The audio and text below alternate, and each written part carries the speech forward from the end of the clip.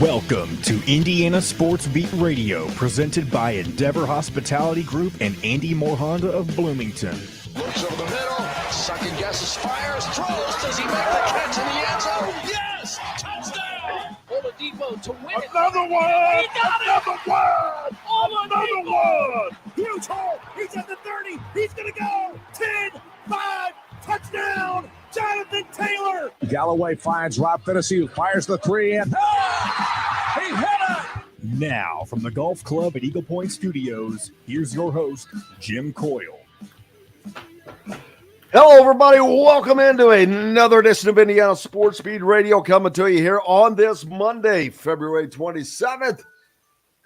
Turn off that alarm reminder. Of course, coming to you from high atop the 18th fairway here at the Golf Club at Eagle Point Studios. Don't forget, Indiana Sports Speed Radio is powered by Andy Moore Honda Bloomington. Just go to andymoorehonda.com and get more to your door for the best in selection of new and used vehicles. And Endeavor Hospitality and their family of restaurants in and around the Bloomington area. Great places like BB's Market, where's your baker, your butcher, no matter what you need. They've got the most incredible in-house made products that you can find, and greatest meats around as well. On today's show, of course, our friend Dustin Dopirak, Don Fischer, the voice of the Hoosiers, and Dustin Schutte. Please give him a beautiful round of applause as he slides in with his newly tanned and growth of hair on the top of the hair. What's going on with that? Yeah, I haven't had time to shave, but that will be happening later this evening. And I was at the beach over the weekend, taking in some rays. Got a little too burnt, kind of looked like a lobster, but fortunately, it's starting to turn into a nice tan. So I'm doing well today. It's funny. Most of the time we look at the growth on someone's face. Like if I don't shave for a while, right? Someone like, oh, you haven't shaved for a while. With you, it's like, I'm looking at your head. It's like, oh, you haven't shaved for a while. This is actually only just a few days too. This isn't even like a week how it usually goes. I don't know. The sun must have prompted some growth there. Lots of comments early and often on the Andy Moore Honda hotline. Keep them coming. Appreciate you guys. Of course, for those of you that follow us on YouTube, you can please hit that subscribe and toggle the notifications button so it gives you the notification when we're on all the time. Also, give me a follow on Twitter if you're on Twitter. Pull out your phone right now and just, it's already out, so open it up to Twitter and at Jim Coyle ISB. I'm almost at 4,000, so let's just get that over with. Give me a follow on Twitter. Dustin Schutte, what a weekend of college basketball. Of course, Indiana shocks. Well, I say shocks Purdue, and a lot of people say, well, it's not shocking. Yes, it is. Yes, it is. I mean, I don't care. You're a fan. Fans expect, yes, fans like, oh, I thought they could win. It's not about can and will. It's about the reality. The reality is not many people thought Indiana was going to be able to go there and win. Las Vegas didn't think so. They're usually right. They're right a lot. But it was an outstanding performance, I guess all you can say is about Jalen Hood-Schifino, and they could not stop him. And if I would have told someone that at the half, Indiana, all the stats, I sent out a tweet, Trace Jackson-Davis has 0 points. Everything was stacked against Indiana. Indiana got out rebounded at the end. The free throw disparity was disgusting. At one point, it was 33-8 in attempts. There is no way on the face of the planet Earth that could be accurate. I mean, that could be. How does that happen, Dustin? Now, there is no way in a college game you can have that much of a disparity. Unless you have a team that has a propensity for having that kind of disparities. That's just beyond belief. I've been saying this all season long. When you watch these games, what did Indiana do most of that game? They took jump shots, right? They made them. They watched Purdue shoot free throws most of the game. That's true, but they took jump shots. And this is what I've been saying. You cannot look at the box score. Now, I'm not saying that Purdue didn't get a home whistle. Don't say that. You're going to probably shoot more free throws when you're the home team, especially when you got Zach Edey. We're not talking more. 33-8. I understand, but when it ended up being a little bit more than that, but that's only because they started fouling at the end. When you look at the box score, that's Indiana shot a lot of jump shots. That's the reality. This is what teams do. This is why Purdue had a big free throw disparity. When you watch them play, they don't drive to the basket. That's why there's that free throw disparity. Again, Purdue definitely gets a home whistle when they're playing at Mackey Arena. So that's part of it. That's absolutely part of it. But for the most part, Jalen Hood-Schifino could not miss. That was one of the best performances I can remember on the road, in that environment, in the circumstances. Can anybody think of a better performance? Like, I'm sure that's out there, but off the top of my head, that's top 3 that I can remember, especially in that rivalry. Well, of course it is, because it's one off of the freshman record for Indiana that's set by Eric Gordon, who scored 36 points against a Chattanooga team. So he did that against right. That was not, in that environment on the road. So without question, one of the absolute best performances, if not the best performance by a freshman ever for Indiana. That may have been the best performance by a freshman of all time, even though it's 1 point shy of the points record of who it was against, what the situation was, what's at stake, what that does for Indiana in the Big Ten standings. Although right now, shockingly, in essence, Indiana's in 5th place in the Big Ten, in essence. Right. And that's the truth. If the Big Ten tournament were today, they would have the 5th seed. I know that sounds crazy, but that's because there are four teams tied at third for that. Yes, second, third, third, fourth, whatever. Yeah, because Northwestern got beat. Maryland's still undefeated at home. And also in that is included is Michigan, of all people. Yep. Who is making a great run, but things are going to change greatly because for 2 reasons. Indiana has 2 games remaining, both at home. I expect them to win both of those ball games. Did Indiana not play Michigan already? They did play at Michigan. And did they not beat Michigan? They did, yeah. Okay, so I don't understand why Michigan has a tiebreaker over Indiana. Well, right now in my standings, they do not. They're ahead they're in that 4th spot. But I was watching Big Ten and Beyond last night, and that's how it was listed. And I don't understand why that would be that way. When they kept saying that, I'm like, that doesn't make sense to me. The Indiana would have the tiebreaker over Michigan because they beat Michigan. Right. Right now, Indiana's got the tiebreaker based on the standings I'm looking at. They have the tiebreaker. They're both 11-7. Indiana has the head-to-head currently, and then they've got the better overall record. Yeah, I don't know why they were saying that last night.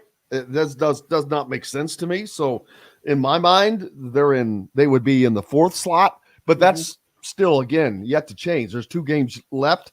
I think Indiana ends up 13-7 on the season. Hey, by the way, let me say this. And all they need is Maryland and Northwestern to not finish is the same. And that's it. And they will. I want to chime in here because I think you talked about wanting the Purdue-Indiana championship matchup in Chicago in the Big Ten championship game. Let me play here. I'm going to go back to this comment. Devil's advocate here. I think it's actually better for Indiana if they get the 4th seed because they've got Purdue's number. They struggled against Northwestern. Northwestern knows how to defend them. Now, I know that both of those games came down to the wire. Were they both 1-point games or decided by a total of 3 points, whatever the total was. I don't have it in front of me. But I think if you're Indiana and you want to make a potential run to get to the championship, I think you want to see Purdue in the semis because they know how to defend them. They've got their number. They beat them with Trace Jackson Davis in the first game. They beat them with Jalen Hood-Schifino and Trey Galloway in the second game. This team knows how to defend Purdue. They've had no answer. They've really not hit a lot of shots in either game.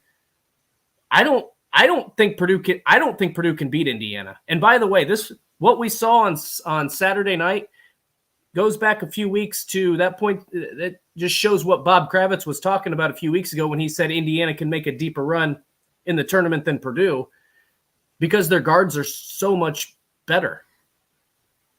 Or at least they're more poised. Well, yes, that's a point that I don't think anyone disagrees with. Getting back to the what I was talking about, Penn State is the team that Indiana needs help from as they play both Maryland and Northwestern in their final 2 games. Everyone has 2 games left, and Penn State playing both. Like I said, Maryland and Northwestern. If either of those teams or both do not win out, then Indiana would finish second in the conference and get that second seed. But I don't think there's a question they're going to get a number 2 seed. But it is it's a hell of a lot closer than I think people thought it was going to be. And it's been this way all year. But if you look right now, 1, 2, 3, 4 teams tied for the second, third, fourth, and fifth spot. And then you've got 3 more right behind them at 10 and 8. And Michigan, who I thought had no shot who I thought was they were out of the NCAA tournament. They're back in. They've worked themselves back in, even though they're 17 and 12. They're 11 and 7 in the Big Ten. I think they're definitely on the bubble. I don't know if they're in right now, but boy, they are certainly making a charge to do so. We'll see how that ends up with the Big Ten. Of course, the women yesterday, just a gut-wrenching loss. My God, I can't believe. This worked for Indiana, but I hate the auto advancement with the timeout. It's horse crap. You call a timeout and you move the ball up half the court? No. What? That's just stupid. It is just dumb. You can't play by a single set of rules for the entire time, and then all of a sudden you change that rule so you can have a throw in. And again, that aided Indiana. They did the same. But it's just that's not why Indiana lost, but I hate that rule. I don't understand. I don't mind it because I think it creates more excitement. But here's what I don't understand. I don't understand why. I agree with you that I don't like that the rules change at one point in the game. I agree with you on that. What I really don't understand is why it's different in men's and women's basketball. Like, why would you not just have the same rule? Well, I'll tell you why. Because it's ridiculous. And nobody wants to see that. Yes, it is the most asinine. It's an asinine rule. It's completely asinine. And they do it for the reason you said in women's basketball. Well, they also do it in the NBA. Yes. And which is the most ridiculous place. But they also used to do 2 for 3 in the NBA, where you'd get, or 3 for 2. You'd get 3 opportunities to make 2 free throws back in the day, too. They finally got rid of that idiotic rule. Stupidity. This is a rule of stupidity. Yeah, the NBA is the last place that rule should exist. Simply because of those guys are professional athletes. They can move the ball up the court usually much quicker. I don't know. I don't mind it in the college game, but I would just like to see a universal rule. I do agree with you though. I don't like that it's you change the rules over the course of a game. You have to take it up the entire length of the court for whatever that 36 minutes, but in the final 2 minutes or final minute, I don't know the specific rule of the second and fourth quarter, you get to advance the ball. Kenneth mentioning Big Ten targeting more Pac-12 teams. watching at Oregon, California State. I haven't seen that. Of course, I've been watching basketball all weekend, but that would make sense to me because I think the Pac-12 they're teetering, man. Yeah, they are. They're teetering on falling apart. When you are going to Apple Play or whatever to host your football games, to stream them, yikes. Oops. So we'll see about that. But yeah, what a weekend. Alabama edges Arkansas 86-83. But that was not the most exciting thing about that game. During introductions, Brandon Miller, the player who took the firearm to his teammate to murder that 23-year-old woman, comes out in introductions through a fog of smoke and whatnot. As you know how they come out to their teammates and do the handshakes and all that. Slap, slap, bop, bop, bop. Well, on this one, Brandon Miller puts his arms up and out, and another teammate pats him down. Does a fake pat down. A woman was murdered because he took a firearm to a friend to commit a murder. And on his introduction on national TV, in front of that everybody, that's what he wants to do. Are you effing kidding me? And Nate Oates, his words were, "Oh, that was unacceptable, and that won't happen again the rest of the season." Nate Oates is a freaking clown. Nate Oates needs to be freaking suspended. Forget about Brandon Miller. When you're that idiotic and that tone deaf, my God, he is really entering a level of idiocy, coaching idiocy that I did not expect. I mean, he is just, and it's not, he did it last week with his comments, and that wasn't enough. His idiotic tone, he continues to show how tone deaf he is. With his comments last week, and then I'm sorry, I guess I shouldn't have said that. Well, that's not acceptable. That won't happen again this year. The rest of the year, by golly. What the hell? Wow. You want to talk about just disgustingly tone deaf? Alabama. Yeah. They apparently have no administration because there's nobody above this moron to say, hey, you're a moron and you're making us look like morons. That's my take on that. No, that's a good take. I don't really have much to add, but I mean, you hit it right on the head. I mean, I don't understand why somebody hasn't stepped in. I mean, that guy cannot talk to the media again. He doesn't know. Apparently he doesn't know how to speak. And I'm not going to get into it other than it was an awful thing to do. He's had awful things to say 2 weeks in a row. I don't even know what else to say. It's just when you think it can't get any worse, somehow it continues to get worse. Joshua is in from Philly. Appreciate you, brother. On here. Justin on as well. It was almost a great weekend for Indiana. Yeah, they. I thought they were going to win that game, Dustin. I really did. I mean, I thought it was. First of all, I couldn't believe that they kept coming back. I was like, wow. Yep.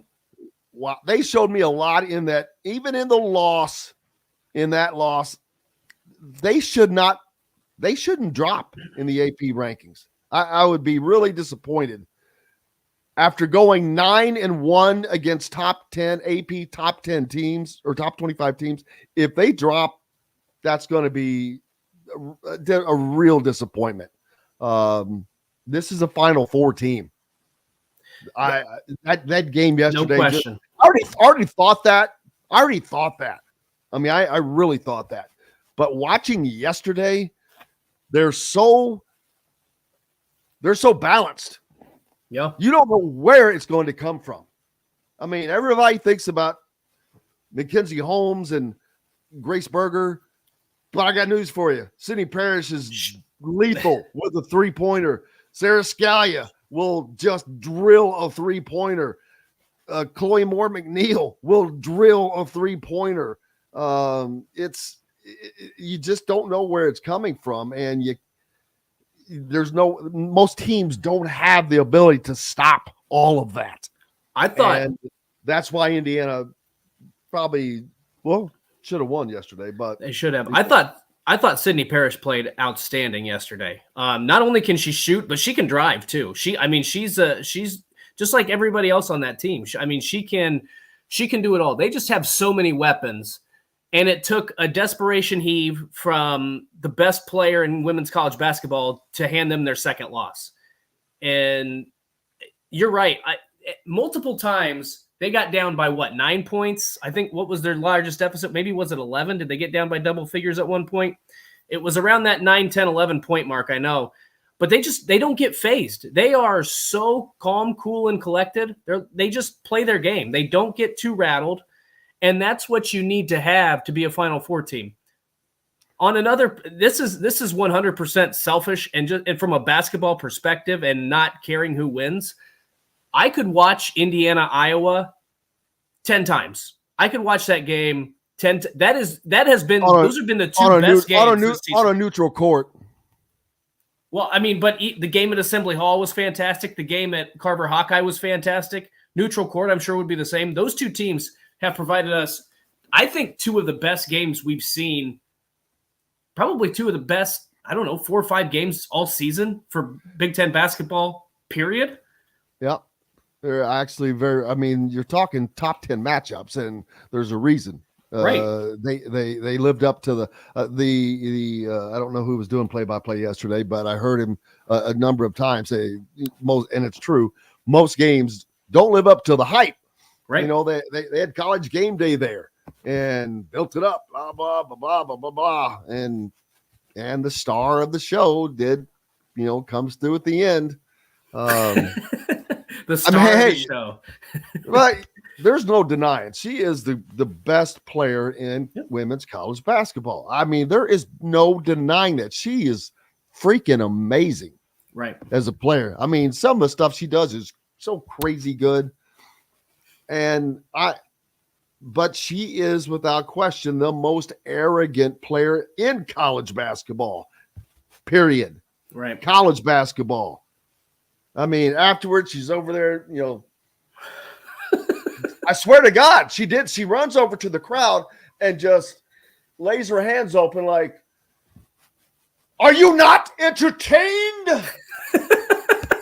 Seriously. And I'm like, that's a great comparison. Yeah, no, I'm with you.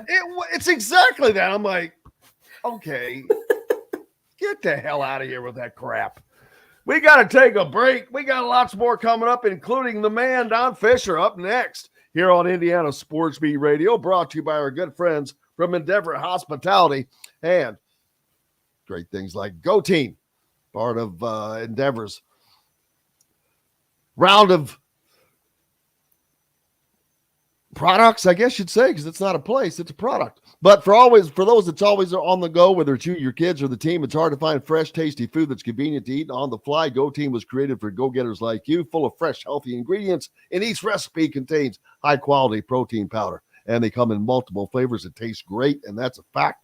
I've had them. Go Teen Bites. You can just go to goteenbites.com or pick them up at BB's Market. We're back with Don Fischer right after this.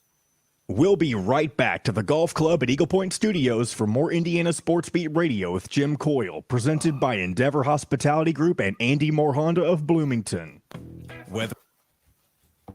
Black coffee this morning. Oh, that's right. It's the best. Do you not usually drink black coffee? No, I flavor mine. Thank you very much. Oh, boy. What do you put in it? Coffee black, cigarettes. Start my day like all the rest. And there's just nothing that cannot lead into song. What kind of creamer do you put in? Oh, it's usually just a basic sugar-free French vanilla or whatever the other one is. It's your basic. I'm with you on the French. I drink black coffee pretty much every day. If I'm feeling that I should have a treat, I might get a little creamer. But the sugar-free stuff is not good. Whew, that makes the coffee worse. It does. You can't tell a damn difference. It's sweet. Oh yes. As a matter of fact, I put no sweetener in it. Well, why would you if you buy sugar-free? That's the point. My point. Well, you wouldn't put there are sweeteners that are like Splenda or whatever, but I'm just saying it's sweet. That sweetens it enough for me. And you're saying no. No. Hold on, you're missing what I'm saying. I guess so. It does sweeten it. I agree with you. But what I'm saying is there's like an aftertaste that is so terrible with sugar-free. No. Oh, there is. No. Man, this ain't Tab. This ain't 1980. Tab or Diet Coke? Oh. Come on. That stuff, that was like drinking rust water. I remember my mom drinking that. She's going on a diet, drinking Tab. Really? Oh, God. Yes, I remember that. Why would I not remember that? I've never had Tab. That was the most disgusting thing I've ever drank in my life. It was horrible. Here comes Mr. Don Fischer. Hi, guys. Hello, Don. How are you, sir? Doing good. How about you guys? Great. Good weekend for you in West Lafayette, huh? Oh, it was okay.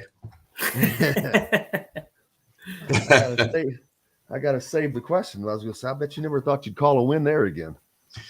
Well, it's been 10 years, so it felt like we weren't going to do one again. But going into the ball game, and then did you guys park where they had to where they told you to park? And then no. I finagled where media parking was supposed to be, which was like right behind the football stadium, which was still far damn enough because I had to walk around the football complex instead of being able to walk right down through that door. And I'm like, 10 seconds, guys. Bitch. Here we go. It was a Southern Charm at 2-star prices. Southern Stone Restaurant is part of Endeavor Hospitality's Wow Club. This segment is brought to you by Southern Stone Restaurant. Now back to the Golf Club at Eagle Point Studios for more Indiana Sports Beat Radio with Jim Coyle, presented by Endeavor Hospitality Group and Andy Moore Honda of Bloomington. Welcome back. It is Monday, February 27th. Indiana Sports Beat Radio. Don Fischer joining us, brought to you by Southern Stone Restaurant. Don, how are you, sir? I'm doing well. Can't complain at all. It's, I think, not a good weekend. You got to call a win over Purdue at West Lafayette, which I bet you thought would never come again. Well, for 10 years it didn't. It was way too long, to say the least. But Indiana sweeping Purdue for the first time in 10 years and winning at Mackey Arena makes this team special in my mind, without question, because it just hasn't happened. And right now, this team still has everything right in their hands. They have a chance to get a double bye in the Big Ten tournament. They're going to go in the NCAA tournament without question. Everybody knows that at this point. So you're no longer doubting those kinds of things. They've won 20 games in a regular season for the first time in 6 or 7 years now. There are so many good things with this ball club right now at this juncture, and you got to be excited about it if you're an Indiana fan. Yeah, Don, even though it looked like it was really getting kind of up and down for them, I think that the future is bright, because I think that this win, that they ride this, they've got 2 home games to finish the season, of which I expect them to win. They're going to be expected to win. And if that is the case, you go into the Big Ten tournament, they would have the double bye by then, I think, because they've got the tiebreaker over Michigan, which has made a hell of a run to get up into the playoff talks. But I just think that it's ending a little bit better than it looked like it was going to, and I think that's going to propel them into the postseason on a very good note. Well, I think that's true. except this week, is really critical. You cannot look past Iowa. You cannot look past Michigan. Both these teams are playing some of their best basketball. The Hawkeyes, as everybody knows, beat Indiana in the first restart of the Big Ten back in January, and knocked Indiana off after Indiana got up to a big lead in the first half. By halftime, it had dwindled down quite a bit. And, of course, that's when Race Thompson was hurt in the last 5 minutes of that ball game. And then Iowa ended up winning that contest a little bit controversially, as we know, with Fran McCaffrey's walk down to the Indiana huddle and getting a technical foul that was rescinded, which has never happened in the history of any basketball that I can remember, high school, college, junior high, whatever the case may be, a rescinded technical foul. But that all said, Iowa is really playing good basketball, and what they did with Michigan State on Saturday was absolutely incredible. So you cannot take them lightly. And then Michigan, with their comeback win yesterday in overtime, there's another team playing their best basketball this season. So Indiana's got 2 games this week that are going to be, in my opinion, crucial to how they finish this season. I know you didn't see Fran's latest actions because you're not on social media smartly, but in a game, I think it was yesterday, he goes over to stare down an official, literally stood 5. You saw it? I saw the highlight of it. Yes. I've never seen a more childish thing I'm like, what are you kidding? Was he 6? I'm like, wow. He always finds new ways to look more immature, I guess. But here's my question: why wasn't he teed up for that? I mean, exactly. You want to stare me down? Bing. Yeah. I mean, it's crazy. It's nuts. Getting back to the Purdue game first, though, Jalen Hood-Schifino, I know that it was 1 point shy of Eric Gordon's scoring record, but this has to be the greatest performance by a freshman in Indiana history because of where this took place, what's on the line, who it's against, all of that. What an incredible performance by this kid. He took the team on his shoulders because of the way Purdue was defending Indiana. They couldn't go to Trace a lot. And man, I've never seen a performance by an Indiana freshman like that personally. It was phenomenal. There's no question about it. He literally carried the load in the first half of this ball game with his 23 points. And Indiana, of course, at halftime was down 4. It's just a tremendous performance by the young man. And then he continued to play terrifically in the second half as well. It's not like it was just a one-half performance. In fact, if you look at this game, the astonishing thing about it is Indiana got almost nothing from their bench. They had 2 points from the bench total. I think they had 3 rebounds total. And Malik Renew was responsible for all of those. Nobody else did anything in that regard. Tamar Bates actually played some pretty good defense, I thought, when he was on the floor against their guards. But George Geronimo and Malik both got into foul trouble. And Caleb Banks, of course, played very sparingly in this ball game. But honestly, the bench gave him nothing in this ball game other than the few minutes that Tamar gave him defensively. And to win this ball game against that team in their facility, against that crowd, and it was spectacular in that regard as well. This is just a phenomenal win for Indiana basketball. There's a great acronym. 5 less puts up. JHS stands for just hit shots. He certainly did that. Yeah. And John putting out Trey Galloway, a huge part of that as well. I mean, Indiana, Jalen had 35 points and an unbelievable performance, but it was still a team win. Indiana stayed in it from a team perspective, especially Trace Jackson Davis. You would think that if you're in the locker room with 10 points, a guy like that you're just going to be all down and this and that.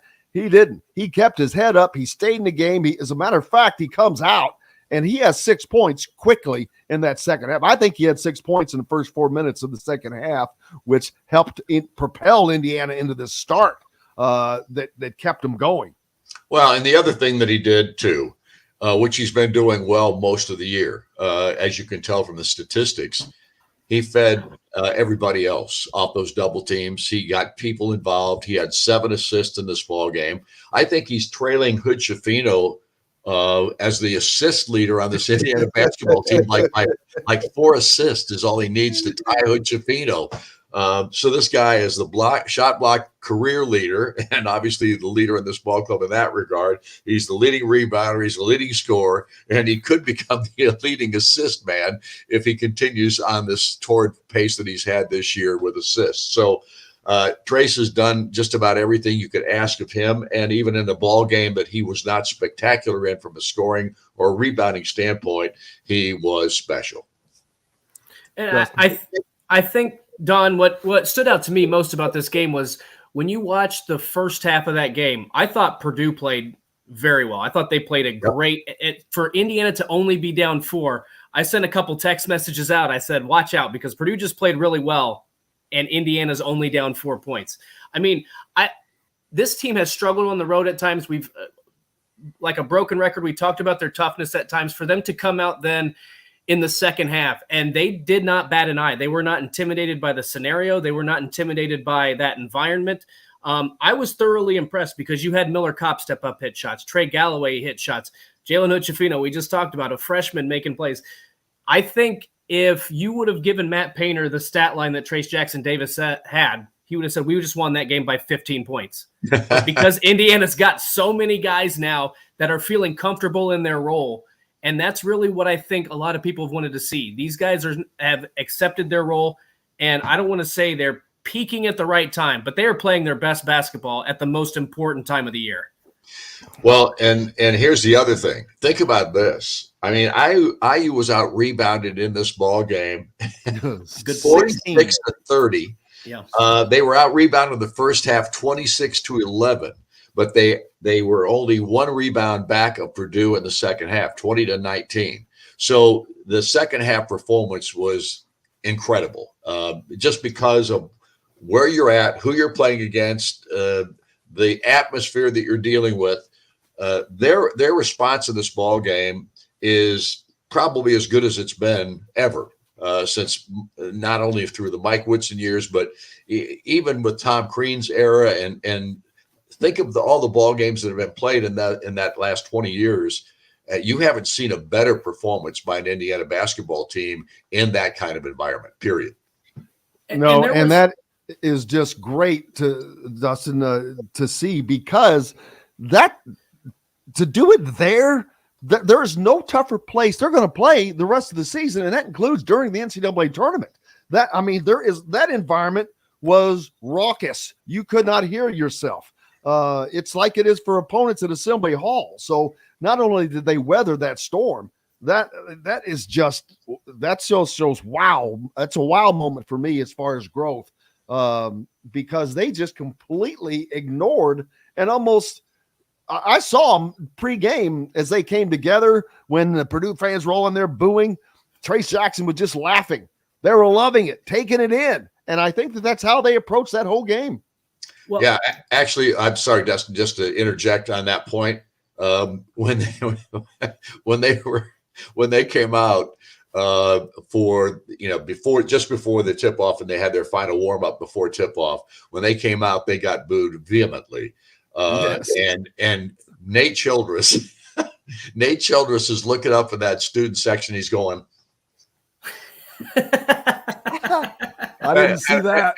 And I loved it. I mean, I thought that was just tremendous, and the rest of the team was pretty much doing the same thing. When they were going around in that little circle where they're going like whatever they're doing, that exercise that they're doing. And Geronimo was doing the same thing. Bring it on, boys. So they were loving it. Yeah, they did not bother them. They embraced it, and that's what you have to do when you go on the road. You embrace that atmosphere. And essentially, it's the same thing when you're at home. I mean, now you're energized by your own fans and all that kind of stuff, because that's the way they deal with it, and you've got to embrace it on the road in the same vein. And it's not the same, of course, not perfect, but that's what Bob Knight always said. It's no different playing on the road than it is at home. Basket's the same height, floor's the same size. There's no difference. The difference is your mentality. How are you going to deal with it? And that's the key. And obviously in this ball game, they handled it. Well, and and Norman what Dale showed us that with the He tape did. measure. Old Hinkle Fieldhouse. Well, what I was going to, this kind of goes to that point. In previous years, maybe even earlier this season, I feel like there's been a hesitation at times, especially if you are when they've been in unfamiliar territory or if they've been down, and out, not playing well. But this team does, like Mike Woodson has his team playing as confident as I've seen in a long time. There's just like nobody was hesitant really to shoot the basketball. Nobody was worried about making a mistake. I think in seasons before, they were just too focused on doing the right thing every single time down the court. And to me, Mike Woodson's like, just go play basketball. Like, do your thing. Now, if you make a mistake or do something dumb, I'm going to get on you a little bit.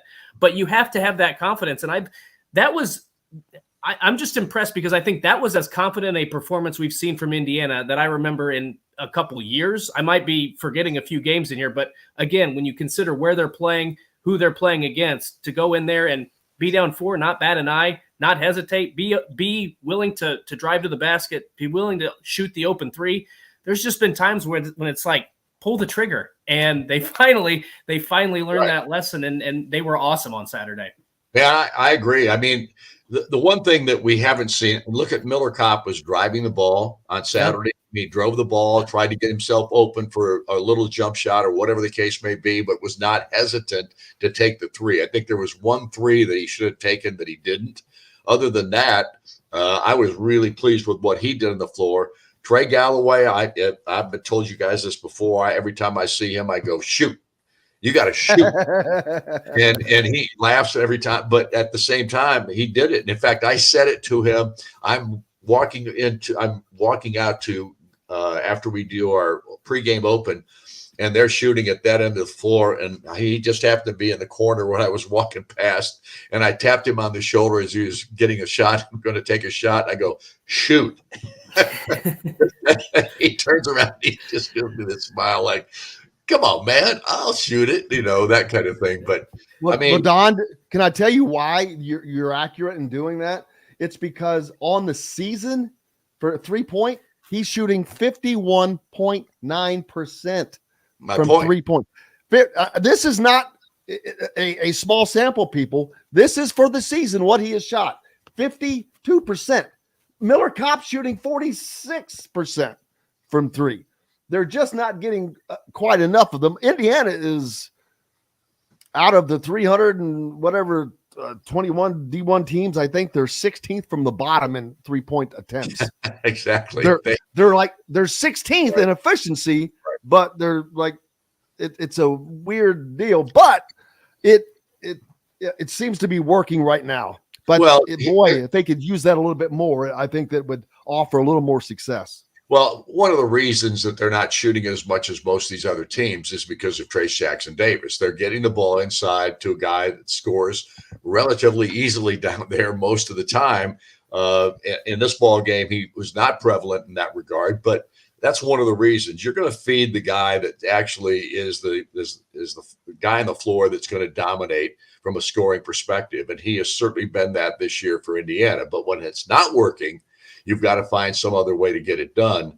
And in this particular ball game, they absolutely did that. They knocked in 7 of 15 from the 3-point line, which is a critical factor. And right now, we're all excited about this, but I'm more, and I drove home this way when I came back from West Lafayette the other night, and I went, what a great win, but man, it's only going to go down the tubes if they can't win these last 2 ball games in the regular season, because they're both at home.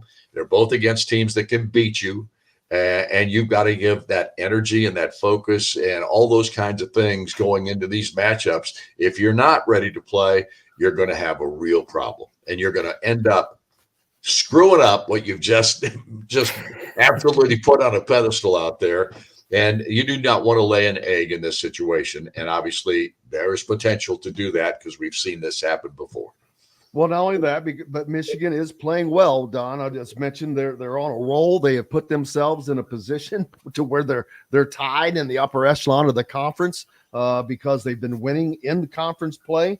And then you have Iowa, who yesterday hit 5 straight threes to force overtime and beat Michigan State. So they're riding that high as they come in.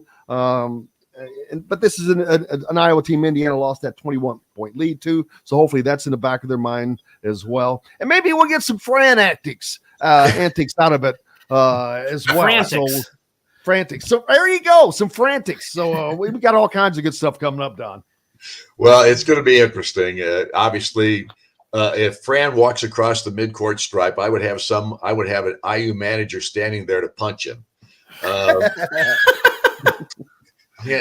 Just somebody get him off the Indiana's end of the floor, because if I that drives me crazy. And I like Fran McCaffrey. Personally, I have a good relationship with him. He's always done a pregame interview with us before we play. He's fun. He's a fun guy to talk to.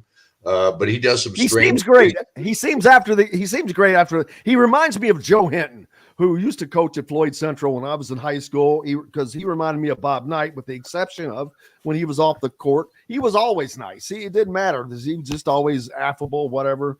But on the court, God, he was like turned into this monster. It was like he was consumed. He was so competitive. It was all about competitive. It was odd, but Fran's a different one altogether, Don. But we appreciate you, brother, and look forward to the broadcast on Tuesday night.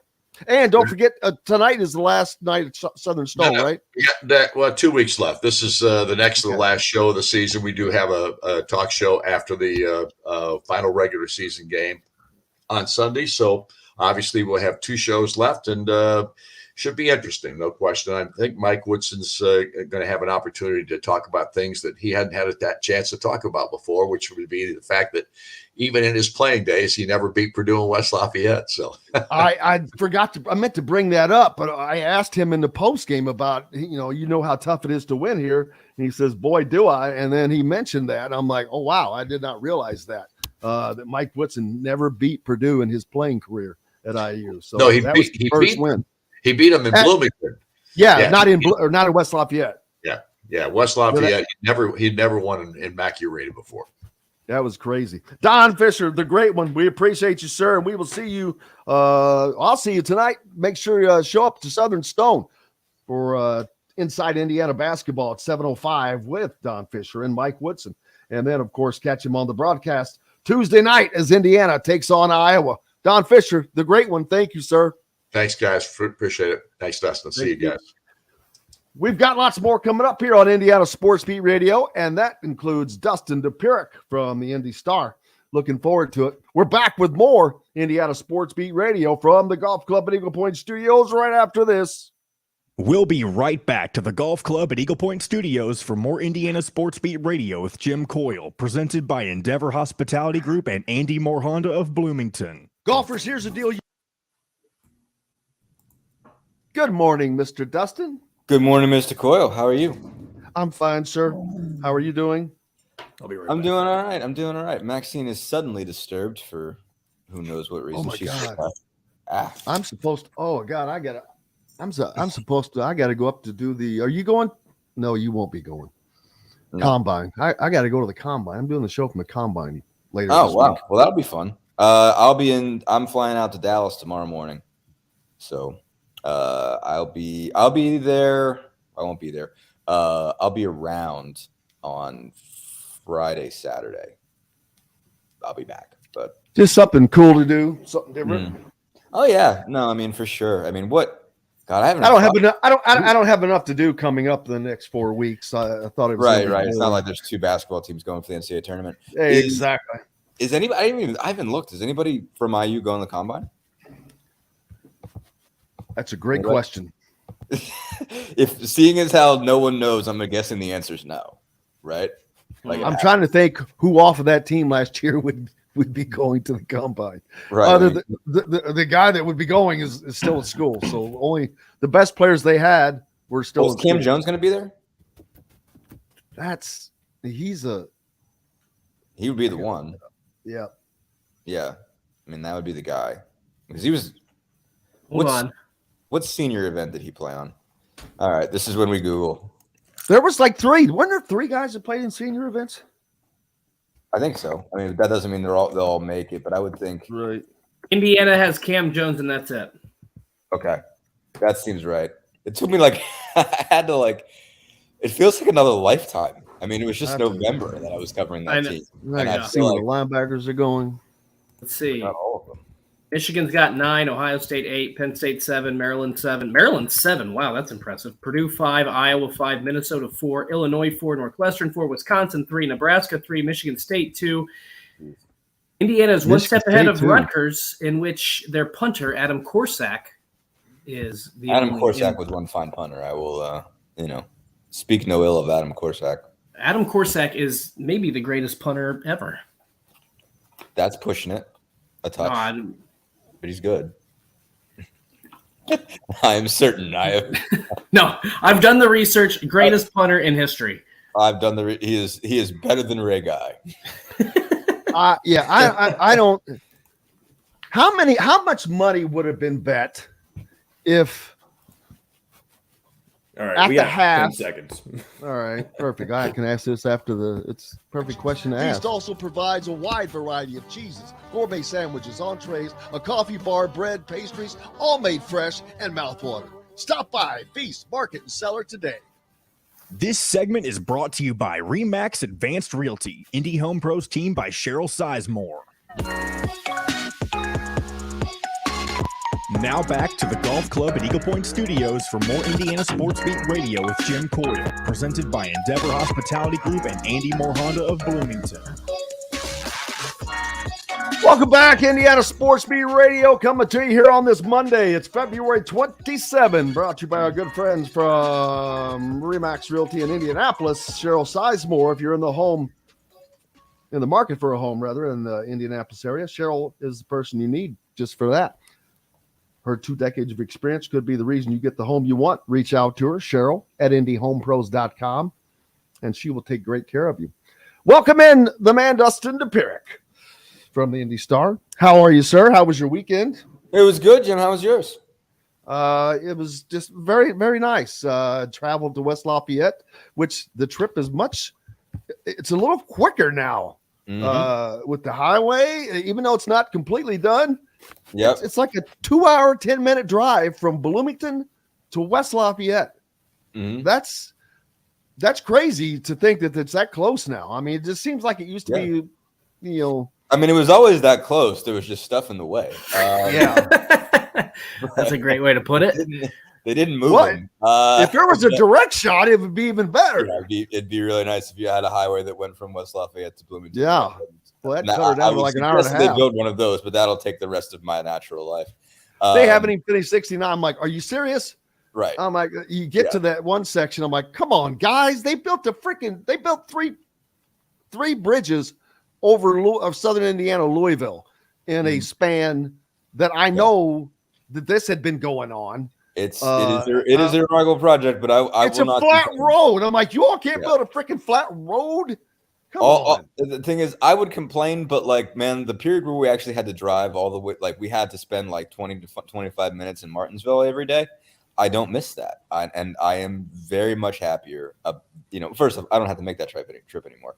But when I did, like, I mean, it was, you were bumper to bumper from that bridge, that bridge on it's 39 from between 67 and 37. Like that was 20 minutes of your day every day minimum. So I don't miss that. So I am not complaining about where 69 is ever again.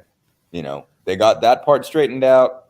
That's all that matters to me. They'll get it done. As long as you don't have to drive through Martinsville and spend all that time in Martinsville, like 20, 25 minutes, like that's a godsend. I will take it. I will not complain. I know. Let's see. Did the Pacers play Sunday?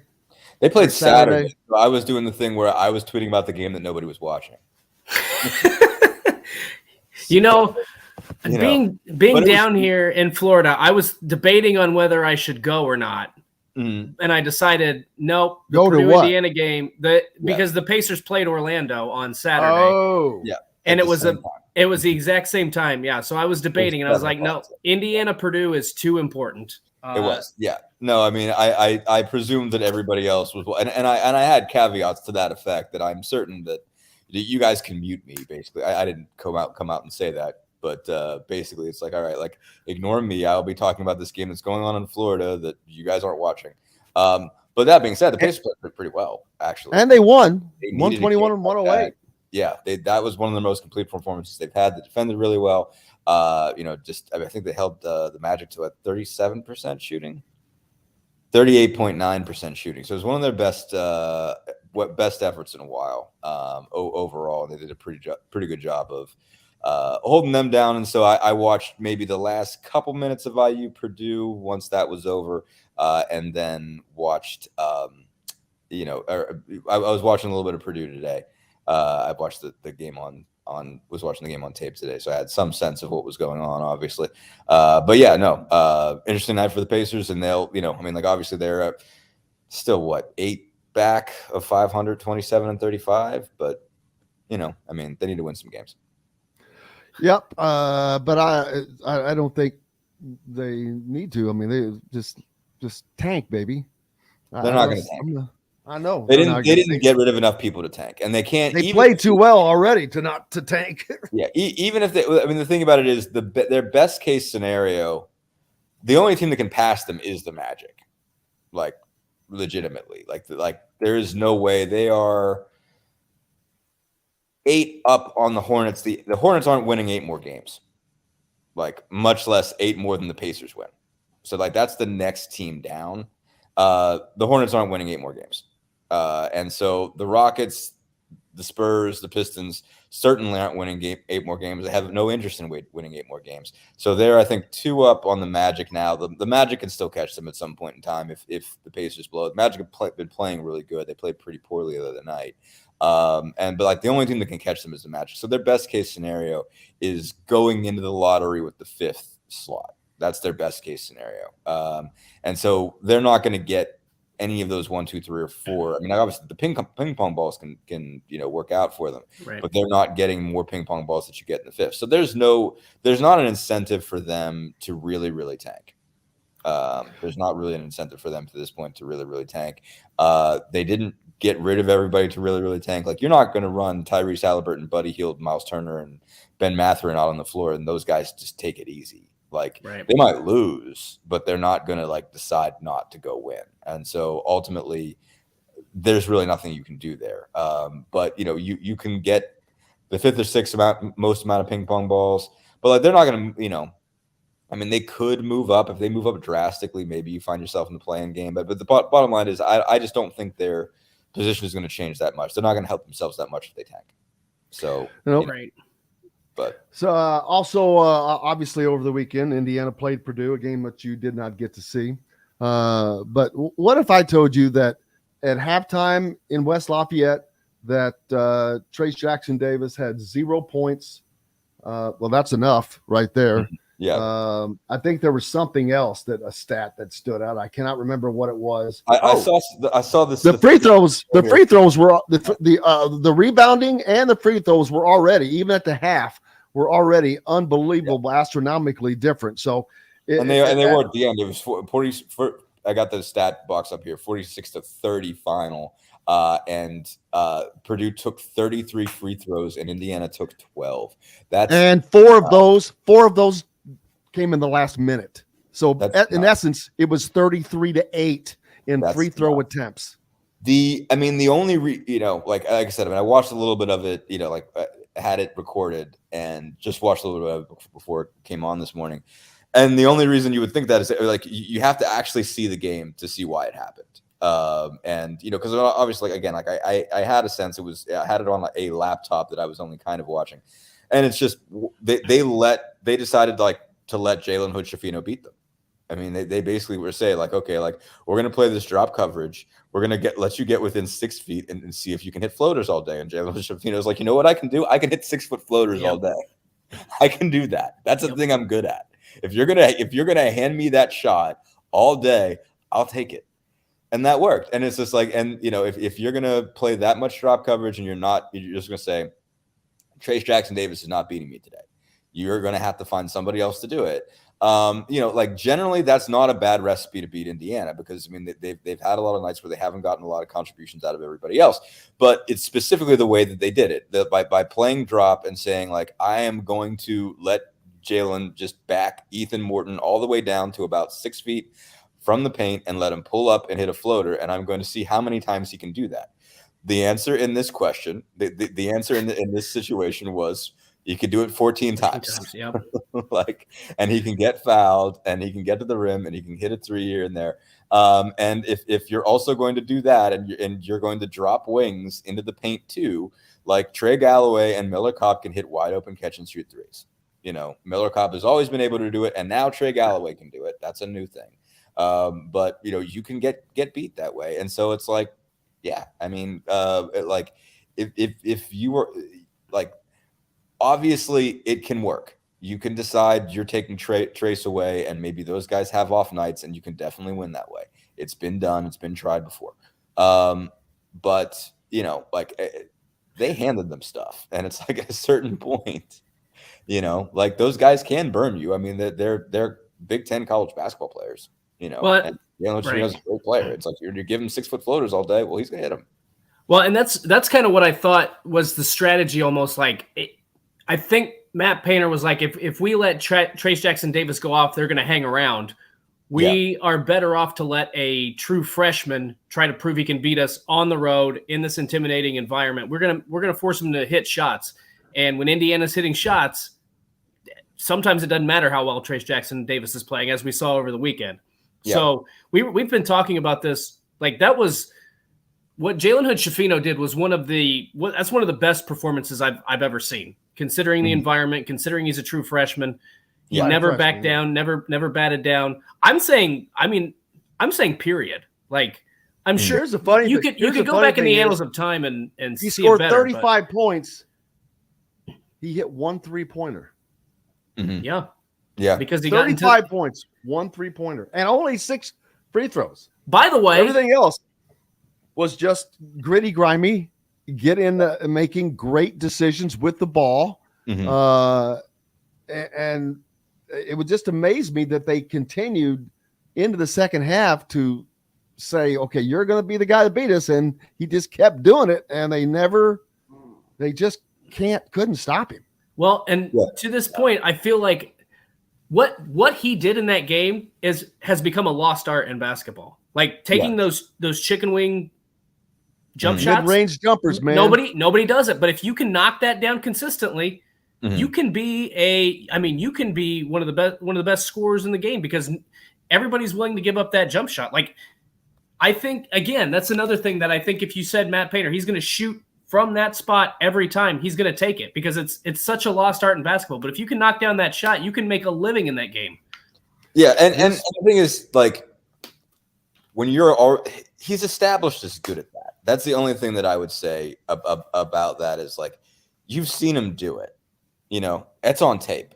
Like, and they're like the guy. There are only a handful of guys that are really, really good at it anymore. But like Chris Paul hits that all the time.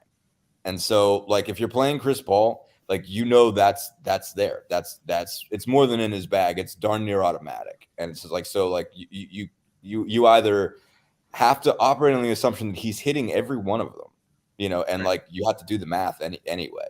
I guess the thing about it is it's just like, I understand it's a lost art, but it's a lost art that that he's good at. It's there. Like, on the scouting report that he hits that little, that elbow jumper coming off the ball screen. Like, he's really good at it. And so, like, they're like, when a guy's really good at it, it's like you can't be shocked, when he hits 14. Well, right.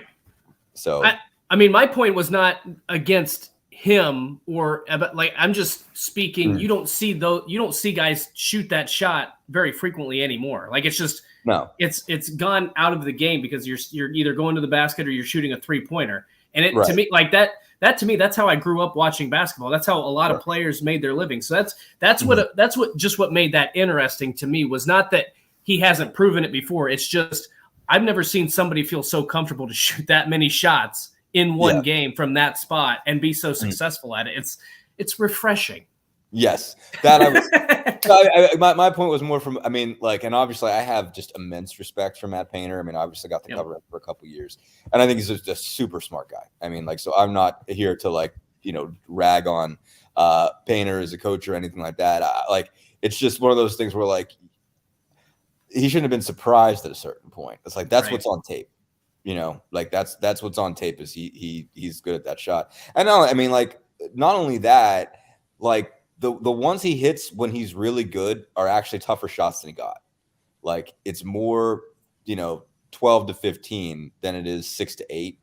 And he was getting a lot of 6 to 8, is sort of what I'm getting at, is that, like, you can live with, you're going to force him to shoot from foul line and above, and it's like, okay, like I know he can make that shot. I know it's doable, but I'm betting he can't make 10 in a game. Like if I'm forcing him to shoot above the line, I'm betting he can't make 10.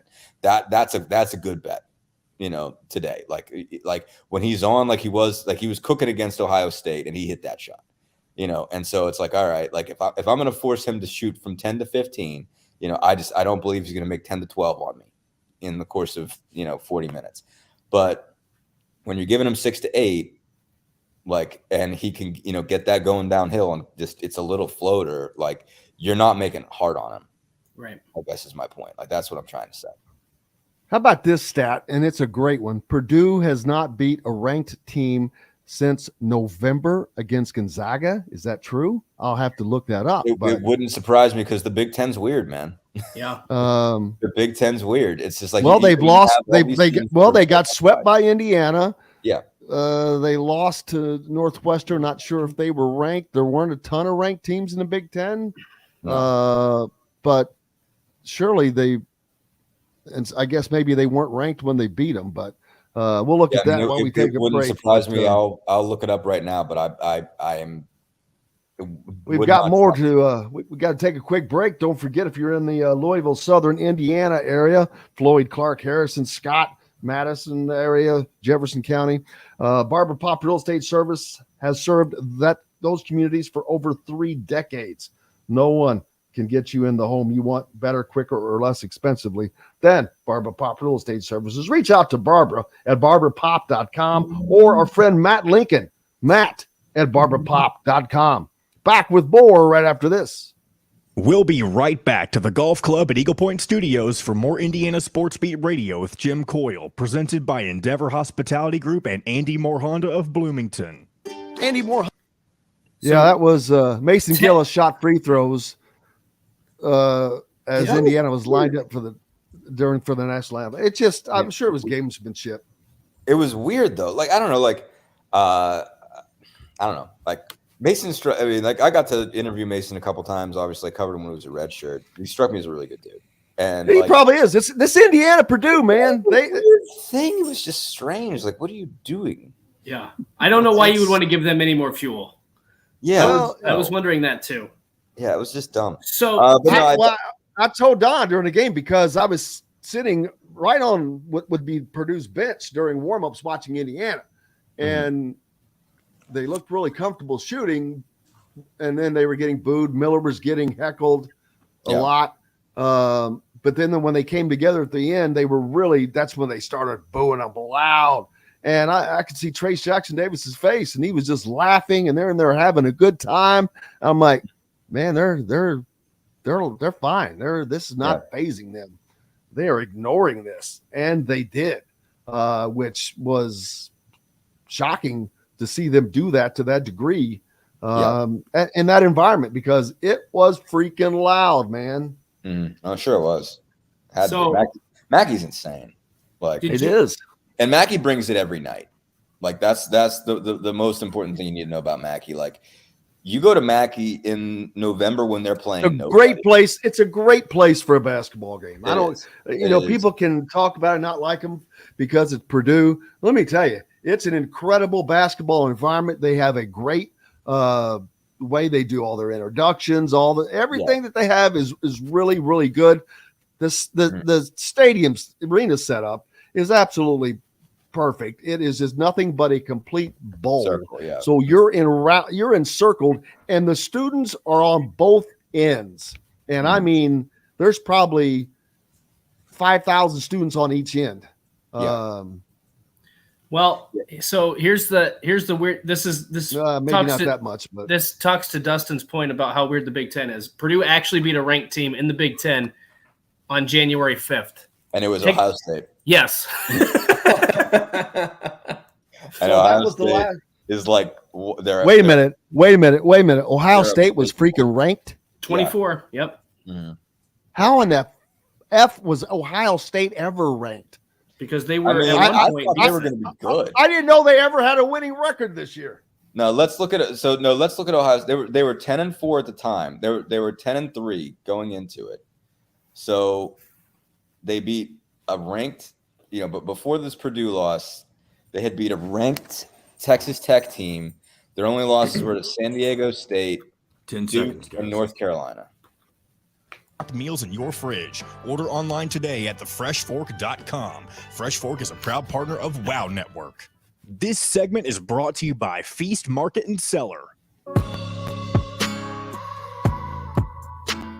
Now back to the Golf Club at Eagle Point Studios for more Indiana Sports Beat Radio with Jim Coyle, presented by Endeavor Hospitality Group and Andy Moore Honda of Bloomington. Welcome back, Indiana Sports Beat Radio, coming to you on this Monday to get your week started. I hope you had a great weekend. If you're a Hoosier fan, I'm sure you did. Jamie says they got Woodson finally got that Woodson or Mackey monkey off his back. We're brought to you by. He lost there once. Feast Oh, Market. okay, that's right. He lost there as a player. Yeah. Okay. Oh yeah, well done. I was gonna say we already doing the thing like Woodson can't win at Mackey. He played there one game as a coach. Well, I did not realize he had not won there as a player until I asked him. I was asking him in the post game about how tough it is to win here because I know he had been there as a player, but I had not researched the fact that he had never won there. I don't know that many people knew that, but he mentioned that. I was shocked. I'm like, damn, four shots at it. Of course, he was hurt. Maybe he hurt one of those times. I'm not sure, but not only has he gotten that off his back, Indiana is a missed Parker Stewart 3-pointer from having swept him 2 years in a row and having won 4 straight against Purdue. But nonetheless, they have now, after losing 9 straight, they've won 3 out of the last 4. So things have changed and a lot of Indiana has ended that streak to Wisconsin or to Michigan. They've ended the streak to Illinois. They've ended the streak to Purdue. They've ended a lot of streaks. You still got the Wisconsin one going. Unfortunately, they didn't get to play them. They didn't get to play them at Wisconsin this year, but Indiana is just doing things they have not done in years. For one thing, they're finishing with a winning record in the Big Ten. They're finishing above 9th place for the first time in over 6 years since the Big Ten championship team. But they're doing many more things. Purdue has not beat a ranked team since January 5th, and that is a facade, is really fake, because it was a number 24 ranked Ohio State team that is currently second to last in the Big Ten standings. 4-14 in the conference. Yeah. So that's their win over a ranked team. Are you kidding me? I don't know how Ohio State was ever ranked, but shocking. They were. That's when they fell off the map. I mean, they had beaten a good Texas Tech team, Cincinnati, Rutgers.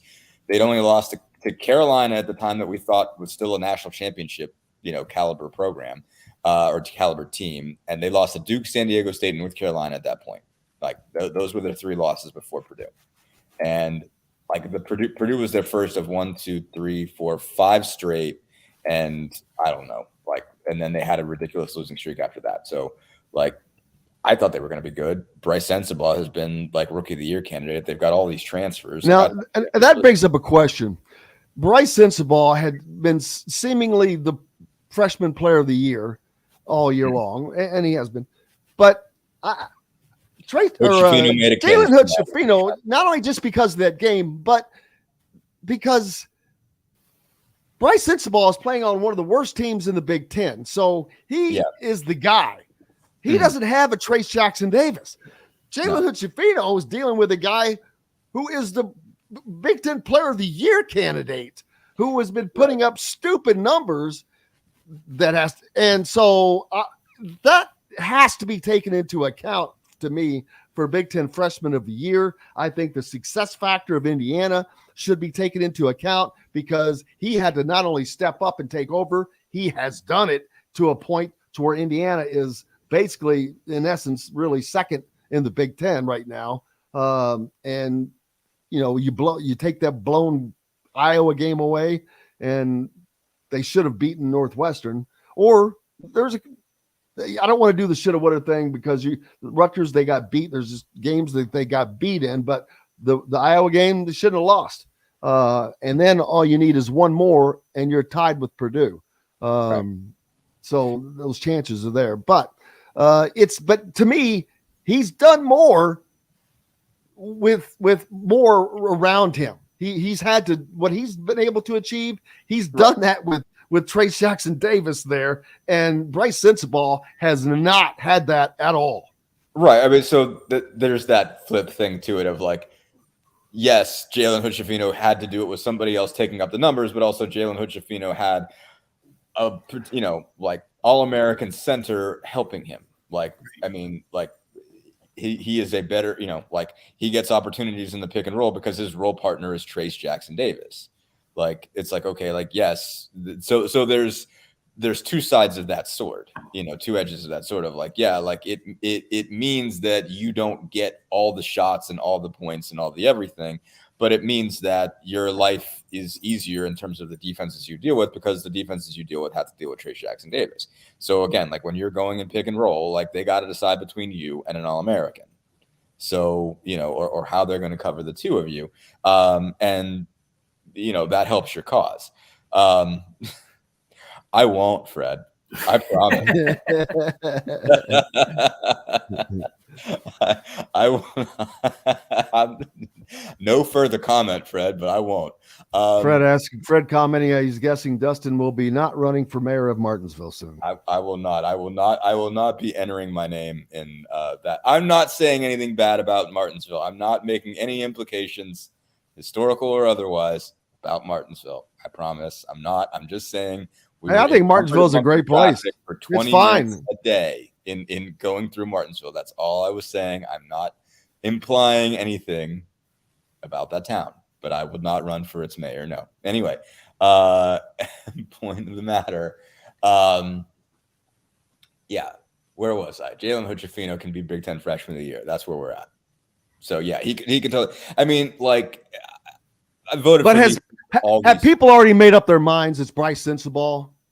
I'm sure some people have, but that does change. I mean, like big nights like Hood-Schifino have changed dynamics. I mean, they only play so many of these, and the thing about it is that in a college season, in a Big Ten, in a conference season, when you're talking about conference awards, like a couple games can really change the way you look at somebody. Like you might have it set. Like I'm sure some people in like January were like, well, this is already done. It's Zach Edey Player of the Year and it's Bryce Sensabaugh Rookie of the Year. Now, like this is over. But, games like Saturdays happen. You're like, okay, wait a minute. Like you got to reconsider, where these teams are. And, like you're drastically reconsidering where people stand. I mean, like I saw, like the field of 68 guys were out there talking about Indiana as a potential national championship team the other night. Like, I mean, like perceptions change drastically in college ball because they're certainly looking for They're certainly looking for. Yeah. But like, I mean, they were saying like they're the Big Ten's best shot at a national title, and on some level they are. On some level they are. Like I think that they are the best shot to go the furthest. I mean, they got a real chance of that being the case. I mean, like you're seeing obviously produced flaws. They've got some good guards, but they don't have great ones. Like Graydon Smith and Fletcher Lawyer and Ethan Morton are good, solid players. But you put all of them on the floor, and you put Jalen Hood-Schifino on the floor, and Jalen Hood-Schifino is the best athlete. Yep. Like compare this team. I didn't think about this earlier, but I am going to now because there's maybe some similarities. The 2002 team that God knows no one expected to make it to the championship game, much less the Final Four, much less to beat Duke, especially when they were down 17. I was at that game at Lexington's Rupp Arena, down 17 to the defending national champion, number 1 Duke, with the two big boys I can't think of right now. Boozer, Williams. Boozer, Dunleavy. Williams, and Boozer, Carlos Boozer, and the other dude. But that's Moyer's block on both. What the best, my favorite picture ever. But anyway, that team, they had Jared Jeffries. Mm-hmm. Should have had Kirk Haston, did not. But then they didn't have Coverdale. they didn't have superstar guards. They had one. They had Dane Fife, AJ Moye. You're not talking about superstars here. And this is a team that was able to get to the championship game. I don't know what this team can do. Yeah. I really don't, because this is a strange year, man. Sure. Yeah. No, I just did like a 20-year oral history retrospective, on that team last year. I had a blast doing that and a blast talking to some of those guys. There are obviously specifics about that group that are different. I think one thing that I didn't fully realize was like they ran three bigs out there a lot, and they could do it because Jeffries could cover anybody.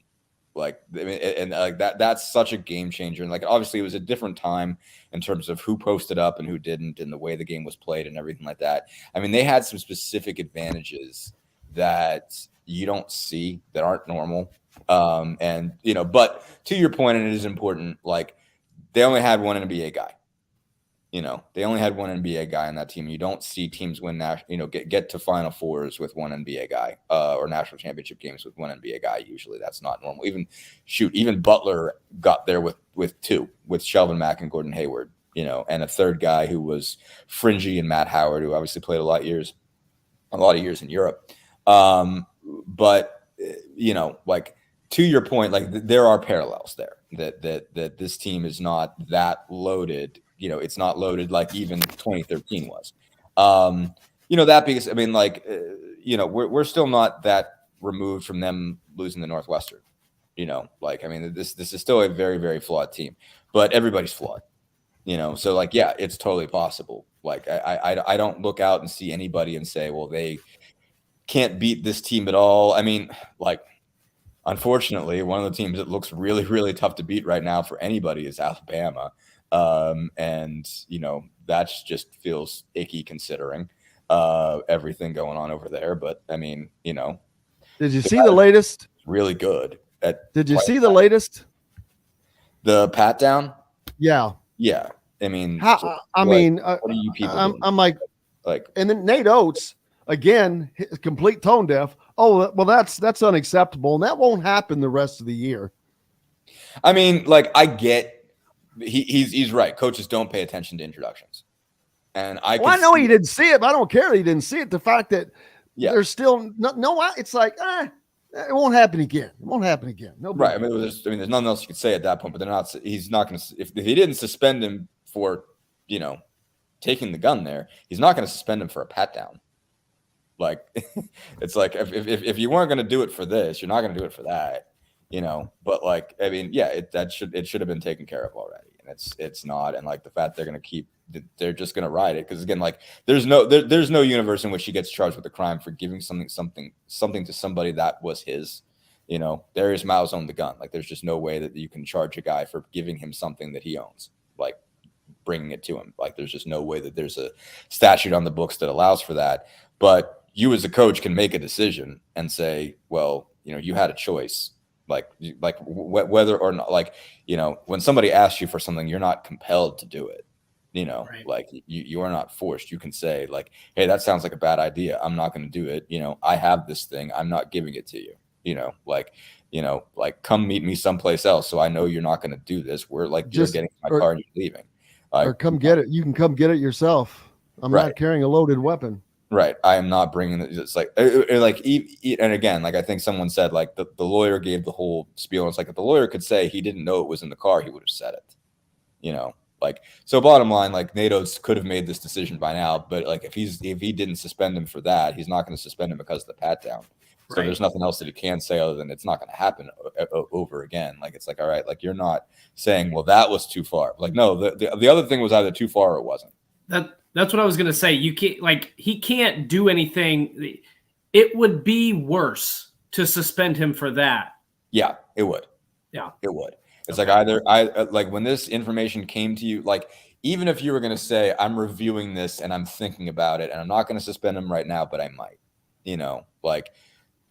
like I'd understand that if you said like, okay, like all I knew until today was he was a witness, like, and he wasn't going to be charged. And so that's what they told me.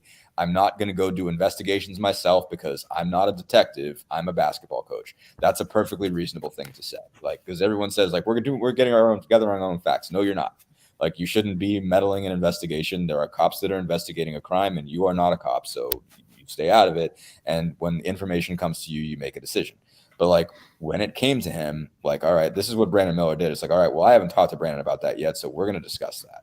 Now that's out there. Now I have a better sense of what he can do. I can ask and I can talk about it and then I can make a choice.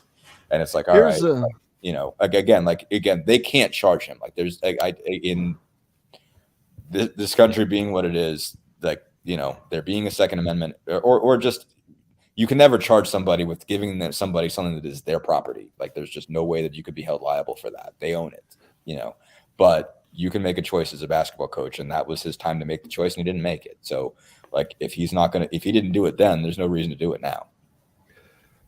Purdue is going to win probably the Big Ten championship this year, but they already got a share because not Northwestern losing gives them a share. Right. It is probably the biggest paper champion in the history of the Big Ten.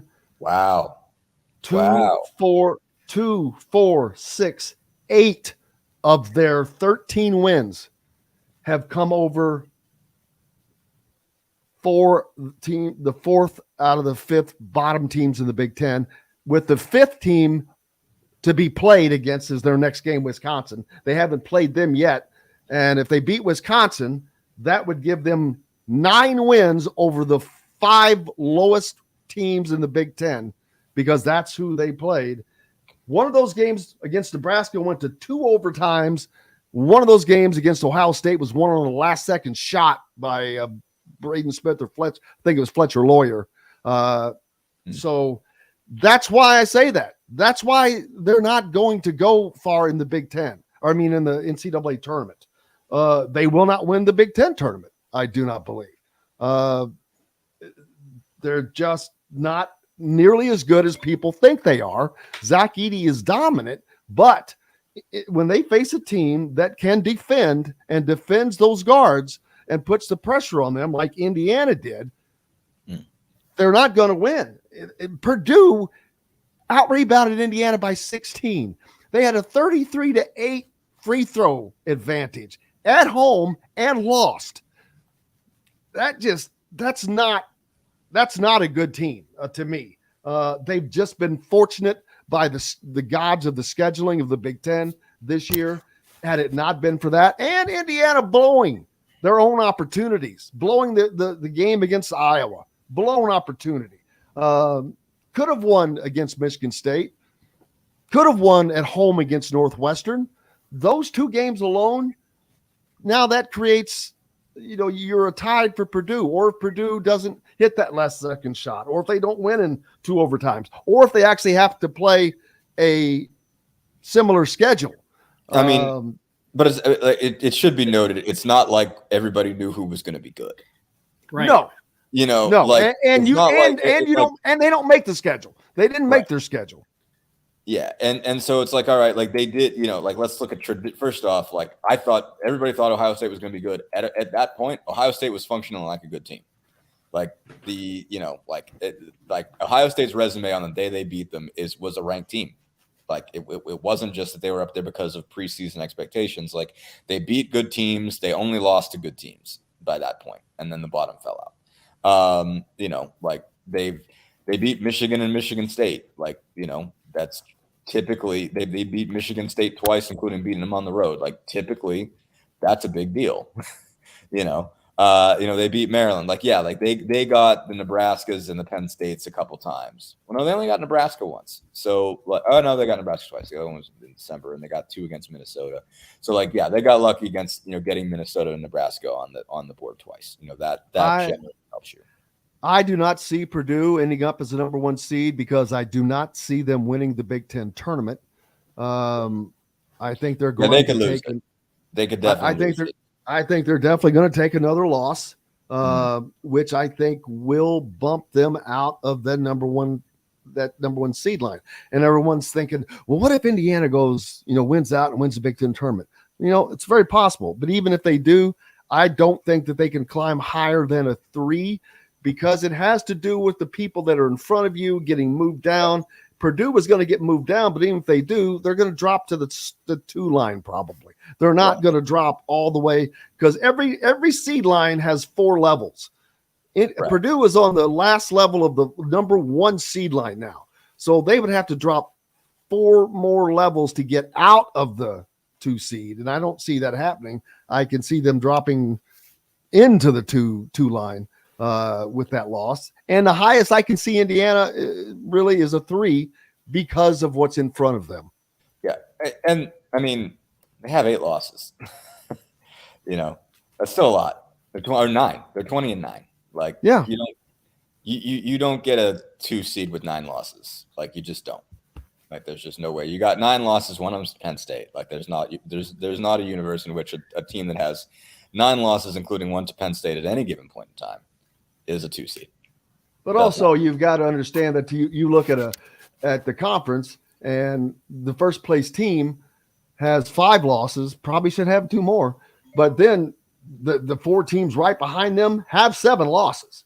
There, as a matter of fact, you've got 1, 2, 3, 4, 5, 6, 7 teams that are right behind first place that have 7 and 8 losses. That's how tough this conference has been this year. I'd have to look at the Big 12 to see what that is like, what it's been like for them, because I know that has been a meat grinder for them as well.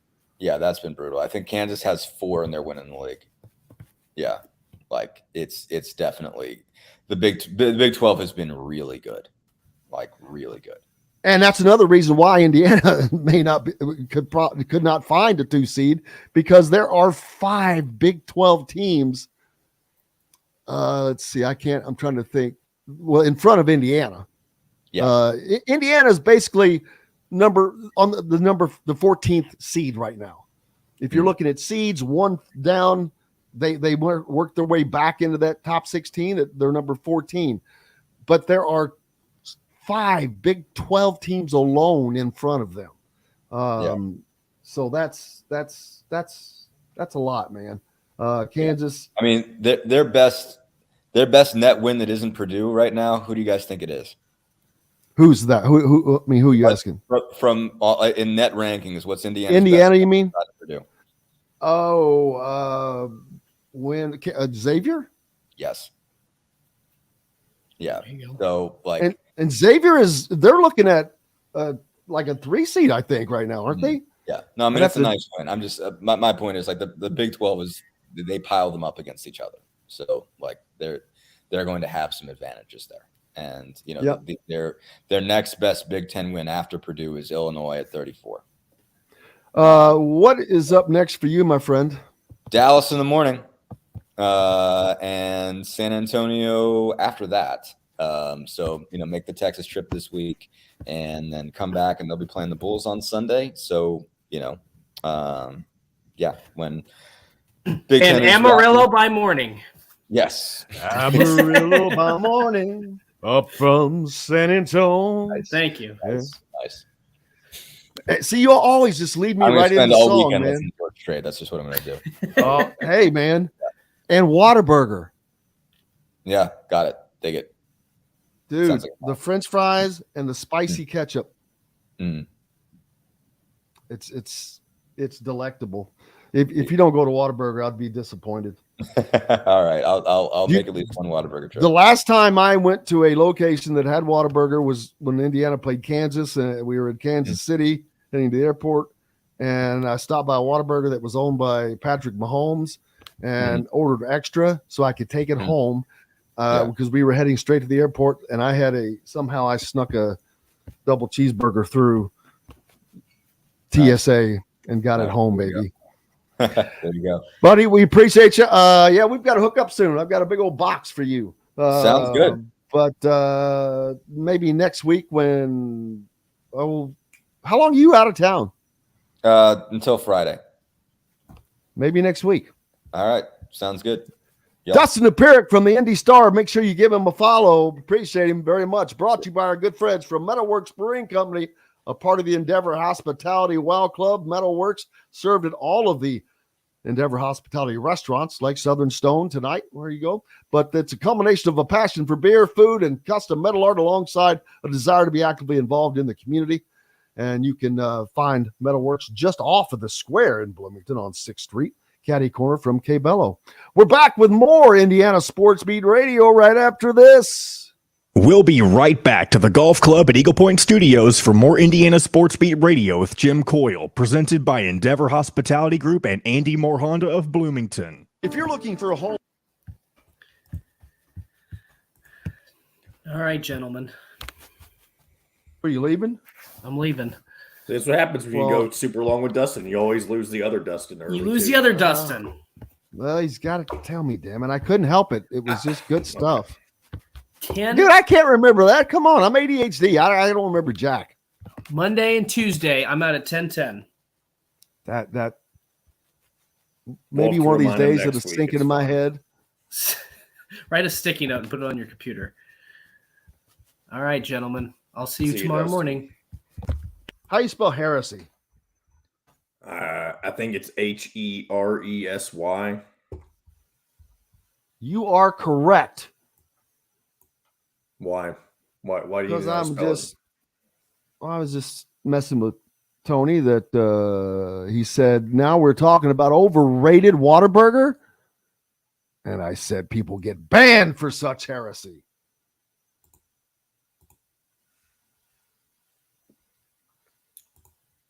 Got two Woody quotes: Trace Jackson Davis and Jalen Hood Schifino. And we do need to take one more commercial break too. Do you have any Woody? I just said I had two of them. Oh, I'm sorry.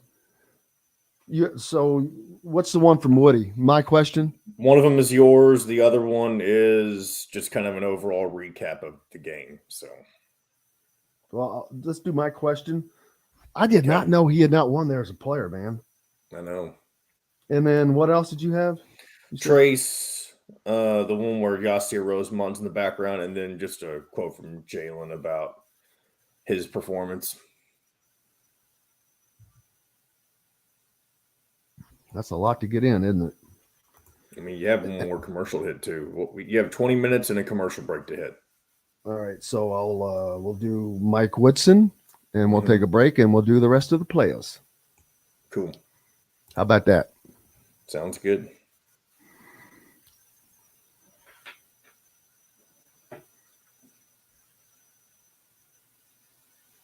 I've got to do something.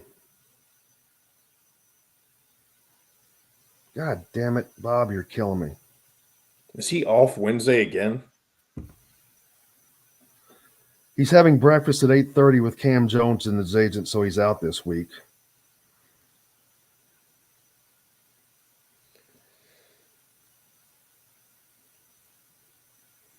Oh, well. All right, here we go. Will be offered in all Endeavor Hospitality restaurants. Come taste with Dr. Hobbs' Brewing, Metalworks Brewing Company. Bring your passion and your thirst. This segment is brought to you by Courtroom Sports Grill in Bedford.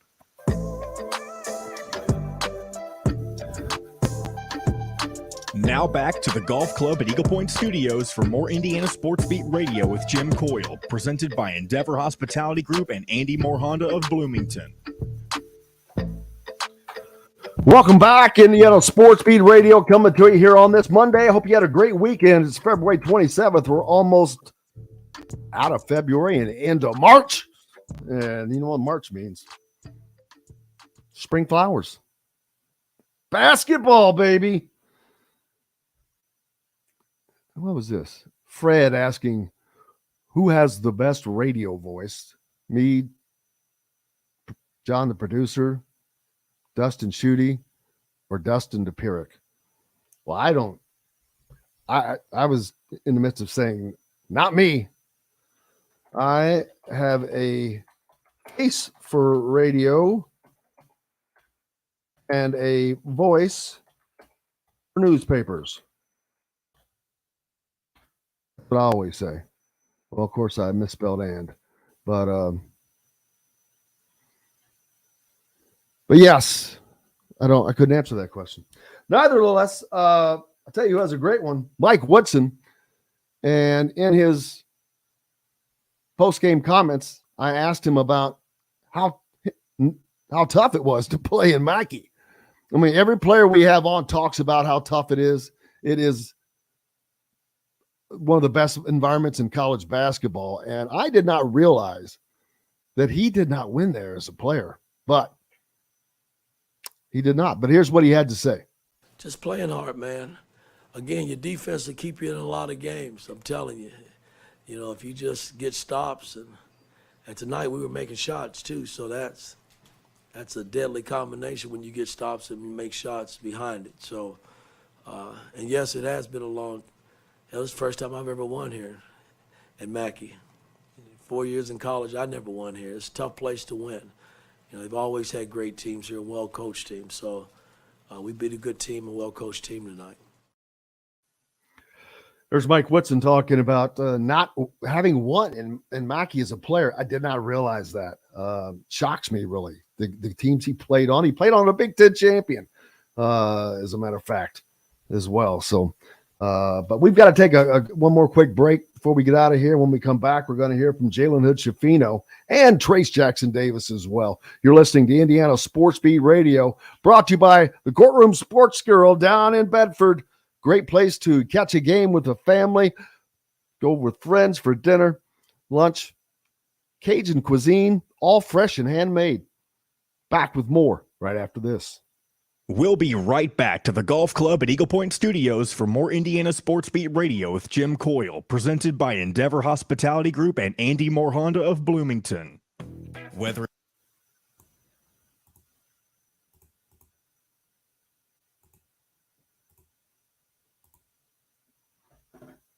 Yeah, I've got to plan my today. I've got to plan the frickin'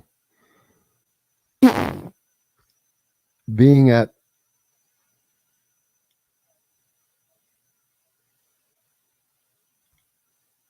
the combine.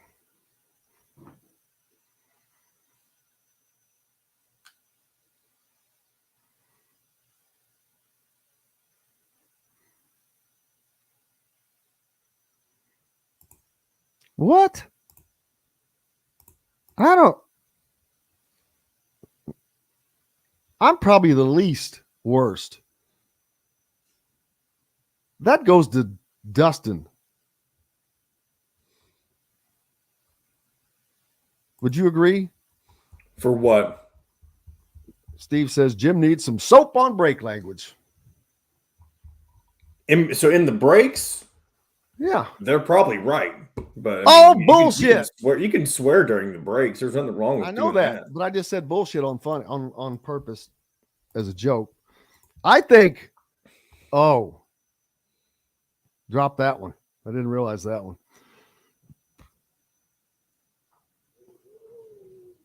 I usually say gosh, though. But I do love Pat McAfee says cot, C-O-T. Cot, damn it. I like that. Cot, damn it. Herbert says that team was never the same after the ESPN game against Michigan at home in February.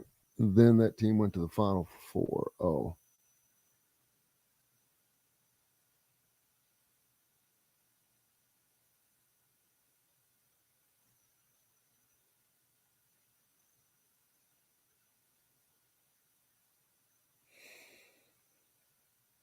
Selma. Oh, thank you, Selma. I appreciate you.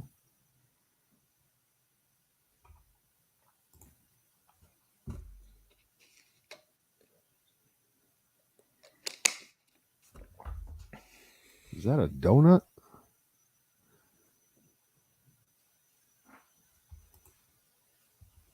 KB.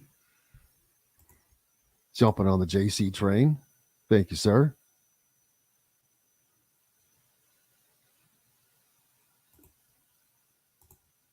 All right, here we go.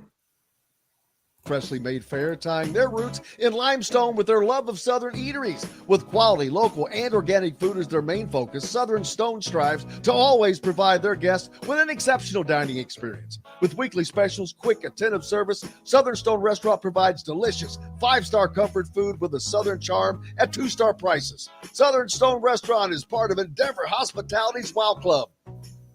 This segment is brought to you by K-Bello.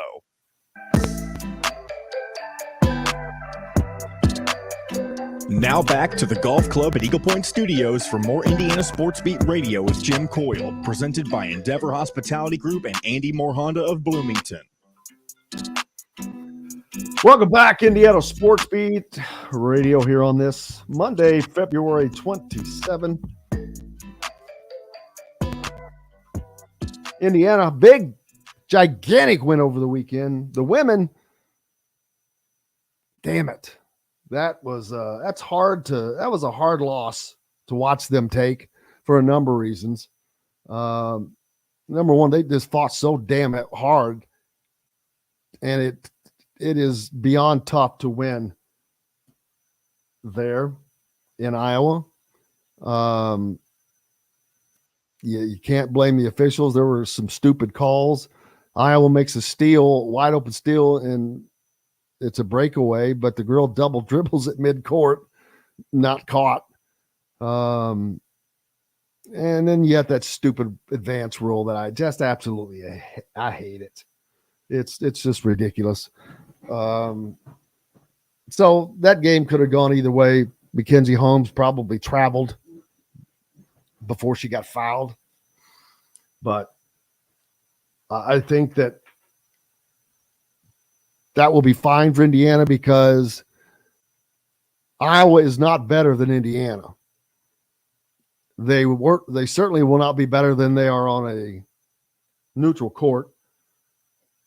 I'll have to look at we'll have to see how the standings end up to see where what the brackets fell out, because the Big Ten tournament for the women starts this week, Wednesday. We'll be talking about it. Indiana will not play until Friday. So, unfortunately, we will not have anything to talk about Indiana-wise until then to preview that. And then, of course, on Monday to recap the win of Indiana's Big Ten tournament victory, hopefully. But we'll see how that works out. After the IU game, the win over Purdue, of course, Jalen Hood-Schifino starred with 35 points. I was counting the media. There was about 25 of media after the game around us. That's the contingent. Now, half of those are students, but that's a media contingent that Indiana sends to a lot of games. That's not the case for most places. Half of that, probably even a third of that at best. But here's what Jalen Hood-Schifino had to say after his big win, and Coach Ya walking by in the background. Just the aggressiveness just came out, being aggressive. My shot was falling, so my teammates just told me to keep going, and the whole night my shots was falling, and it just worked out good for me. Now, the Coach Ya clip was with Trace, not with Jalen. Oh, okay. And yeah, that's very difficult to hear. The sound was tough there, but he was just talking about what led to his night. And he just said he's just being aggressive the whole night, and that he was, man. He took it to Purdue. Trace Jackson Davis did not have a typical Trace Jackson Davis night, but yet he was very instrumental in the win. Still 0 points at the half. And yet he finishes the game with 10 on 4 of 8 shooting.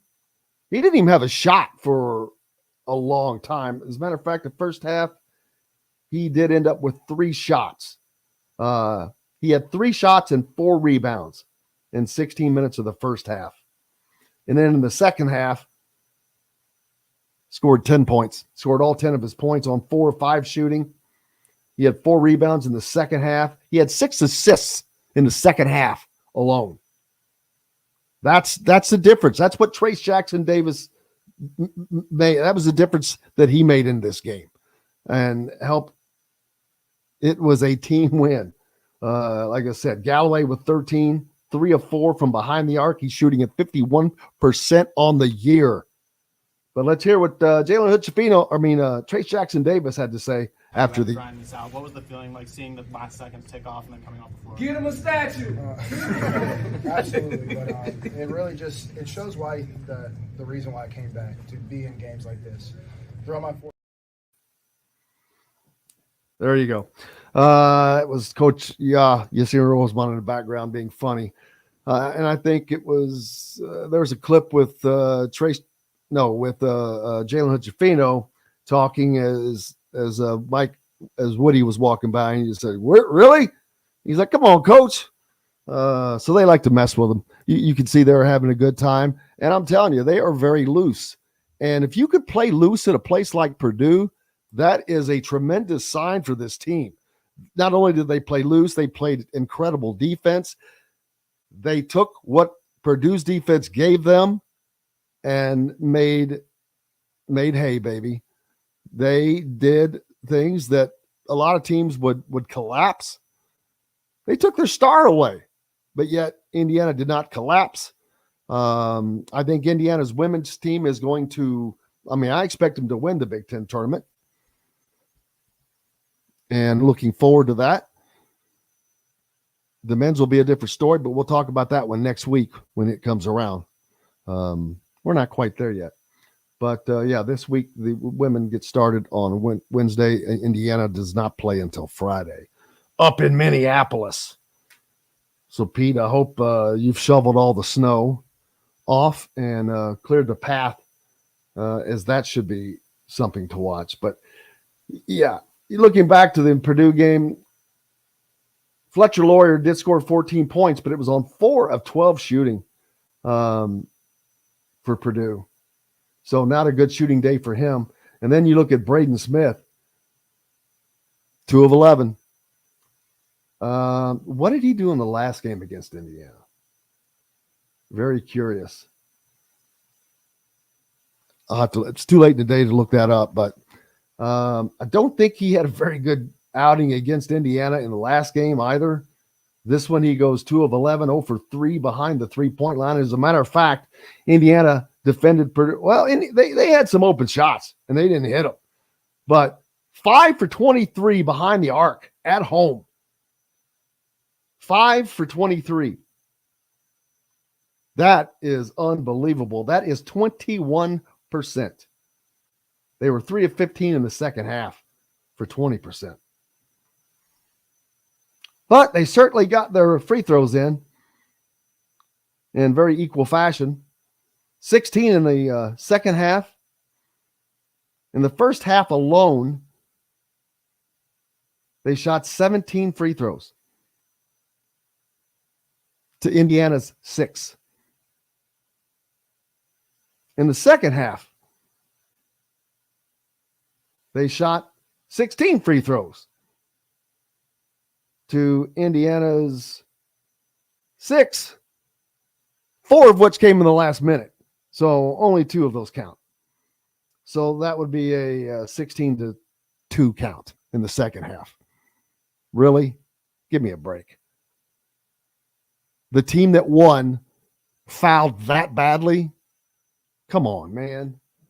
That's I don't want to do the homer thing, but that's a little ridiculous. Thank you, Shimitori. In the first game, Braden Smith, 1 of 8. So 3 of 19 in the 2 games versus Indiana. Braden Smith is gone. Good kid. He's a good player. And they're going to be great. They're going to be really good. They're just young. But when they come, but by the time that they get good, what's Purdue going to have? Edey will be gone. I mean, he's going to be there next year. But, just Purdue does not have a team that can make a deep run in the tournament. I mean, I've said it.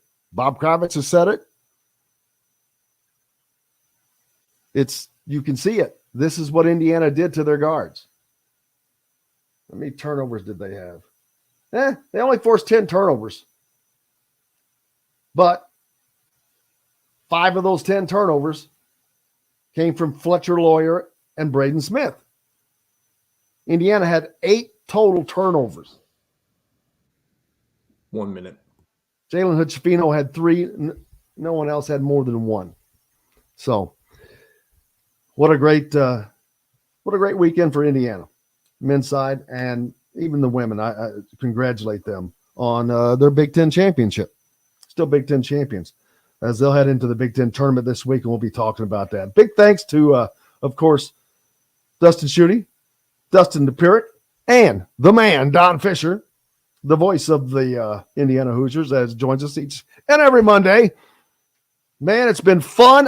It goes too quickly. The good thing is we get to do this again tomorrow, and I can't wait because we've got so much coming up. It's an exciting time of the year, and you guys are here. There's nothing more happy, nothing that makes me happier than knowing that we get to talk to you guys each and every day. Big shout out to our peeps up in the region, our region rats on WJLB. Hope everything goes well for you guys today. Hope you all have a great day. Our river rats listening on the Ref 97.7, always the right call down in Evansville. Also 89.9 Marengo, and soon our 10 rats. But and everybody, we appreciate you guys. Could not be here without you. There's no reason for us to be. Big thanks to John, the producer, as well. And until tomorrow, I'm Jim Coyle. I will see you on the radio.